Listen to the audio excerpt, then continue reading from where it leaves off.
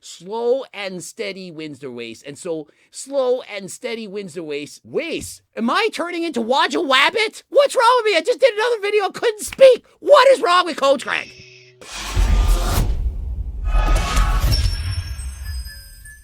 Coach Greg, in today's video, guy lost 100 pounds and kept it off for over 5 years while maintaining single-digit body fat. And so we're going to go over his video and we're going to see, does his tips make sense for you to try? Would they work on me? Do I agree, disagree? Let's get right into it. And so please, after this video, go and give him a follow. Guy could use way more followers. He only has 3.4 M, and so I'm sure he could use way more followers than whatever 3.4 M is. My non-negotiables for fat loss. Let's jump in. I'm going to teach you as we go. The first one is I still maintain some level of oversight over my calories. I still track my calories, but I do so over the course of 7 days. And so tracking calories, not daily, but weekly. What do I think of that? I think it's an excellent idea. Rather than worrying about every single day, I need to eat exactly 2,300 calories. Why would you think that? It's perfectly okay to have fewer calories on one day and more on the next. Your hunger varies. Not every day is the same. Some days you do more cardio, some days you're simply hungrier. Perhaps you want to go out to the movies, to a restaurant, take your girl, boy, circle out on a date. And so he says, some days he has 1,000 calories, others 4,000. And so perhaps it averages out to 2,500, but it's perfectly okay to eat more on one day and less on another. And so although we say at the end of the day, calories in, calories out, what it really is at the end of the week, month, and or year. And so think of it, a slight deficit at the end of the week to lose weight, a slight surplus at the end of the week to gain weight. We're not talking about massive deficits or surpluses. You don't want to crash diet or force eat or bulk up too fast. Slow and steady wins the race. And so slow and steady wins the race. Waste? Am I turning into Wajah Wabbit? What's wrong with me? I just did another video, couldn't speak. What is wrong with Coach Greg? Be very, very quiet. I'm hunting wabbit. What did I just say? So at the end of the week, I lost my entire train of thought. And so we're off to a great start. Tip number 1, fantastic. Next up, using caffeine as a tool, not as a crutch. You rely on caffeine all the time. The more you use caffeine, the less it's going to be effective. And so save it for when you need it. I personally follow this 100%. I used to have several cups of coffee for breakfast, and I noticed when I took my pre-workout, it was hardly doing anything. I was consuming over 1 gram of caffeine every single day. And the FDA, for health reasons, suggests no more than 400 milligrams. And so for me, I drink decaf coffee, decaf diet pop, and I save my caffeine for before I go to the gym or before I race on Zwift. And so if you do that, the caffeine is much more effective. You're going to feel the rush of dopamine. You're also going to enjoy that activity that much more. So please save your caffeine for your exercise or when you really need it. And next up, doing fasted cardio or fasted exercise. And he states, look, for me, this is a non-negotiable. I believe in this. Highly debatable, but it works for him. My personal opinion, there's no benefit to doing fasted cardio over fed cardio. You simply don't need to do it. But if you like it, enjoy it, and it makes you feel better as it does for Thomas, then by all means, absolutely go for it. But remember, you have 5 opportunities for muscle protein synthesis to occur. If you skip breakfast, that is the first opportunity to give your muscles that protein that it needs to build muscle. And remember, fasted cardio does not burn more fat than doing fed cardio. At the end of the day, it still boils down to calories in, calories out. And so if you enjoy fasted cardio or fasted weight sessions, then by all means, go for it. But if you don't think it's going to make you better. Most of the proteins that I consume are lean meats, and I add my fats from additional sources. Next up, he consumes lean meat. Rather than getting a fatty steak, he's getting a lean steak. Rather than the chicken thigh, which has more fat in it and calories, he has the chicken breast. This makes perfect sense to me. Why waste those extra fat calories, which are high in saturated fat, from high calorie dense meats? You can have lower calorie meats, and then you can add on the healthy fats that you desire on top of that. Perfect sense, makes sense, highly recommend it. And I like how he states this. Why waste the calories eating the fat on a steak that you perhaps don't even enjoy when you might enjoy a certain other fat that much more? Makes sense to me. Great advice from Thomas. Number 6, I use my libido. Yep, kind of funny, as a monitor for when I need to increase calories. Next tip, he uses his libido as a gauge to how many calories he needs to take. Consider this. If you're on a crash diet, you're not eating enough, or you have too low body fat levels, your libido, your mood, your desire for a significant other, it's going to most assuredly go down. If you're eating too few calories, you're dieting hard, chances are your libido is going to go down. Not only that, testosterone levels also could potentially tank. And so if this does in fact occur, try to eat more. And if that's not working, before going to a doctor and getting HRT, please at least try G-test or 3-test. These are not the test boosters of old. The current ones, they have scientifically backed ingredients such as ashwagandha, tomcatali, Ali's phagia, and Fedosia agressus, which Andrew Huberman said as a combination can in fact increase testosterone levels by 200 to 400 nanograms per deciliter. Interested in that? Code Greg, 10% off. Okay, my metabolism is crashing a little bit. I no longer have the desire, right? And it makes sense from a biological perspective. You're not exactly in the mood, so to speak, if you're in the mode of dying, right? Exactly. He describes it exactly as I do. Think of it. If you're not eating enough calories, your body essentially knows this through evolution. Why would you attempt to procreate when food is scarce? If it's the wintertime and you're struggling to get enough calories, why would you then try to make a baby? It would not make sense. From an evolutionary standpoint, why would you try to procreate when you don't have enough calories for enough food? It doesn't make sense. And so the body waits till body fat levels go up until you've eaten enough because, hey, that's a good sign. Perhaps it's springtime, summer, you're gonna have more energy, more calories. It's a lot safer to have kids.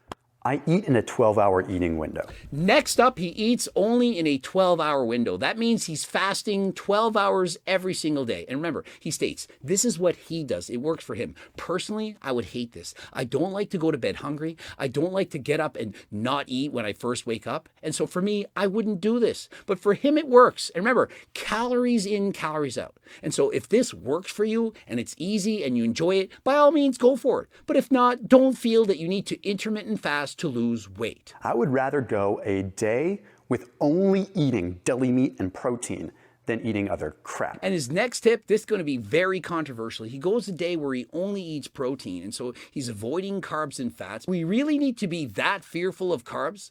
Is the salad really going to hurt you? That side of chicken, you couldn't put it on a bowl of salad, perhaps have some fruit? Not going to say this is disordered eating, but to me, if you're eating an entire day of just protein and you're scared of having any other carbs and or fats, well, to me, that's not healthy. I don't, in fact, recommend it. Number 9, I always have breaks between meals. Next up, he has forced breaks between meals. He's not up for having snacks. And remember, he's already only eating in 12-hour window. And so not only can he not eat during the other 12 hours, he can only eat at specific periods of time during that 12-hour window.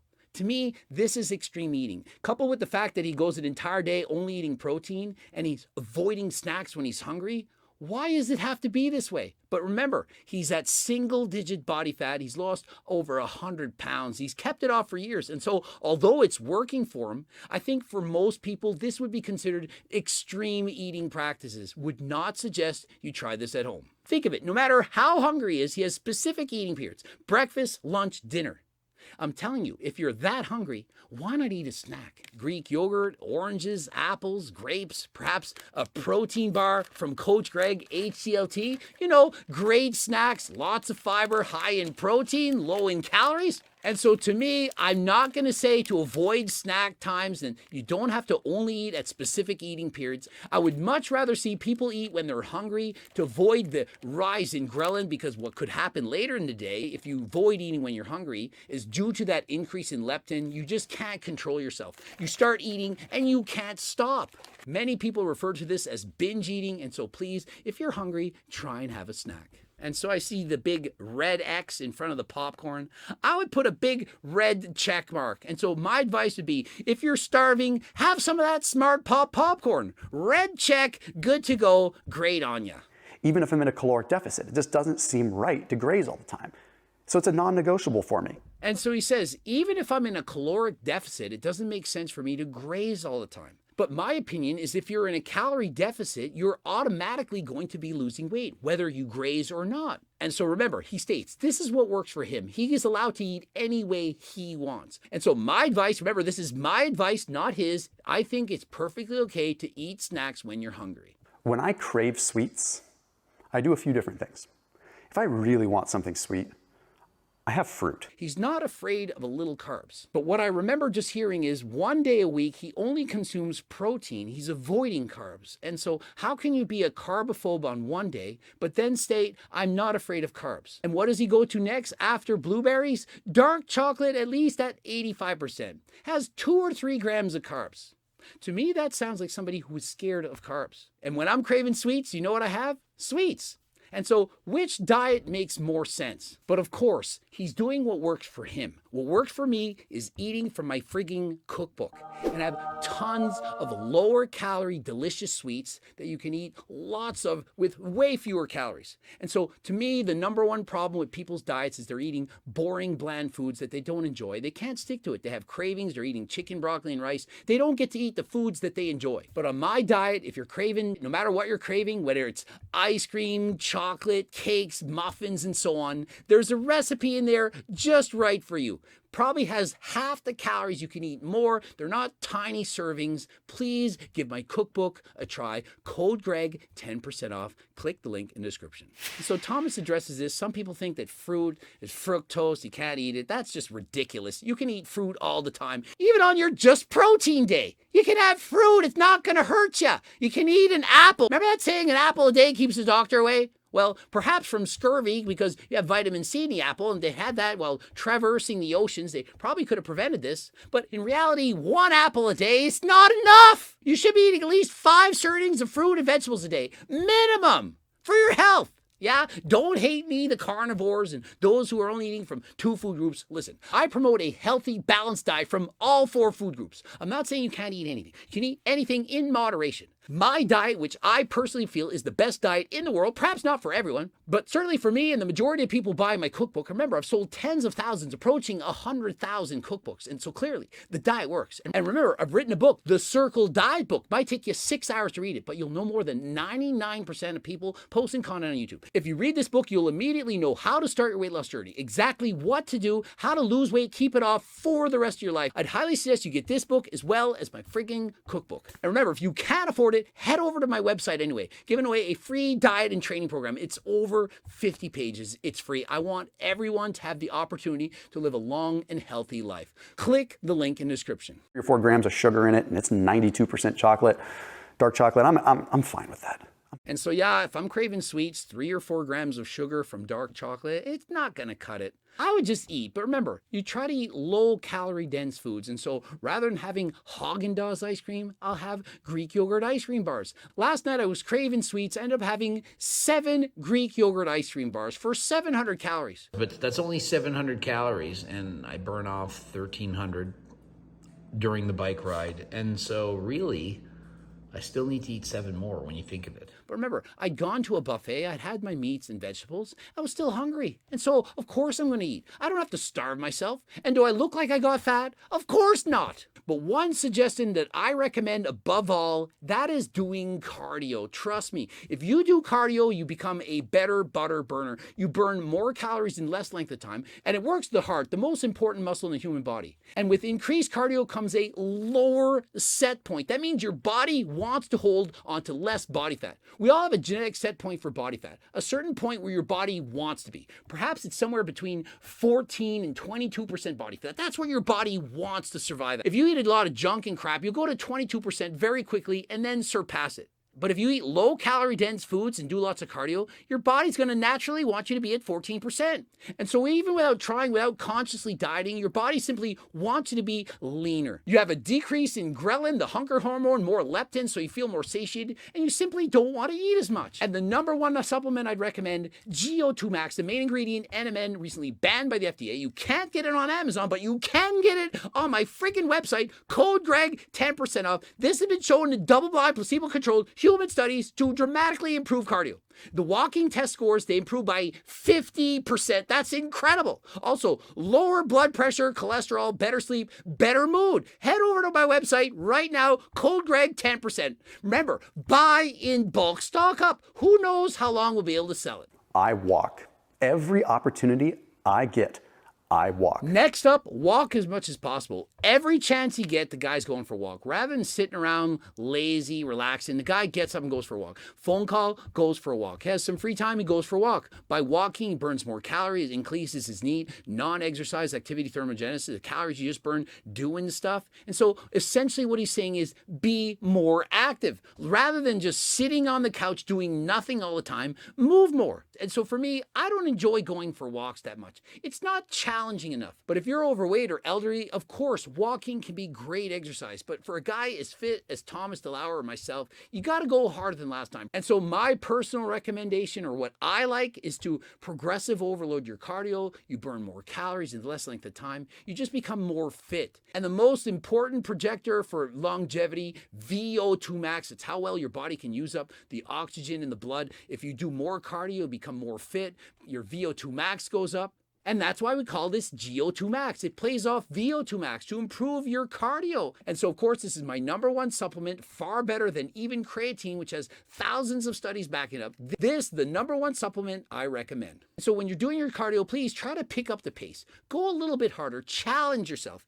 If you do so, you'll reap the benefits of increased VO2 max and a longer life. And so there you have it. I hope you learned something. I hope you're able to take some of these tips applied in your own life to help you to lose weight and keep it off for the rest of your life. If you like this video, could you please drop a like right now and subscribe to the channel, and also leave a comment. It helps the algorithm. Don't forget to please click one of those buttons, watch one of those 2 bloops right now. Also head over to Thomas DeLauer's website, give him a follow. And if you want the cookbooks, training books, coaching plans by me and my team, or the Circle Diet book, or my Harder Than Last Time clothing line, so much going on, please head over to the website. And don't forget to also get that free diet and training program on my website. And of course, to follow me on the gram, Greg Doucette, IBB Pro. And until next time, I am out.